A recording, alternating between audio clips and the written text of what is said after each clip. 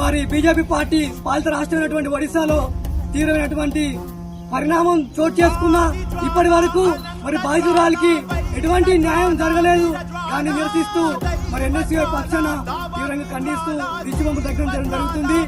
మరి బీజేపీ ఎప్పుడు చెప్తుండేది మరి బేటీ పడావ్ బేటీ బచావ్ అని ఆ నినాదాన్ని తీవ్రంగా వైఫల్యం పరుస్తూ మరి వారి పాలిత రాష్ట్రమైనటువంటి ఒడిశాలో అదేవిధంగా మరి వారి విద్యార్థి విభాగం అయినటువంటి ఏవీపీలో సభ్యత్వం ఉంటూ దాంట్లో పనిచేస్తున్నటువంటి ఆ మహిళలు ఆ యాజమాన్యం ఆ హెచ్ఓడి గారు మరి వారిని మానసికంగా శారీరకంగా అదేవిధంగా మరి లైంగికంగా వేధిస్తున్నా చెప్పిన మరి అధికారులు గాని అక్కడ వారు పట్టించుకోవడం వల్ల ఆమె తీవ్ర మనస్తాపానికి గురై మరి ఆత్మబలిదానం చేసుకోవడం జరిగింది.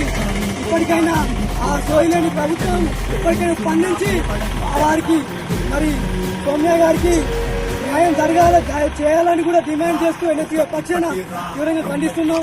దేని పక్షాన భవిష్యత్తులో జరిగే పరిణామాలకు కూడా మరి మోడీ గవర్నమెంట్ గాని ఒడిశా ప్రభుత్వం గాని బాధ్యతలు వహించాల్సి వస్తుందని తెలియజేసుకుంటూ ఇప్పటికైనా వీటిని ఎంతగా అరికట్టే మనకు మంచిదని తెలియజేసుకుంటున్నాం. ఎందుకంటే మహిళలకు ఏనాడు న్యాయం చేయదు బీజేపీ ప్రభుత్వం, మోడీ ప్రభుత్వం. మహిళల ఒక వ్యతిరేక పార్టీగా మరి తయారైతుంది. వారి నాయకులకు కానీ ఎవరికి కానీ న్యాయం చేయదు ఆ పార్టీ. మహిళలంటేనే చిన్న చూపు, మహిళలంటేనే ఒక తక్కువ చూపు. ఇట్లాంటిది మరి చెప్పేదేమో మహిళలకు అన్ని చేస్తాం, బేటీ బచావో అని మాట్లాడతారు, కానీ చేసేది మాత్రం దానికి విరుద్ధంగా కార్యక్రమాలు అయితే ఇప్పటికైనా పోయి తెచ్చుకొని వారికి న్యాయం చేయేంత వరకు, న్యాయం జరిగేంత వరకు ఎన్ఎస్యూఐ పక్షాన పోరాడుతుంటామని ఖబర్దార్ అని తెలియజేసుకుంటూ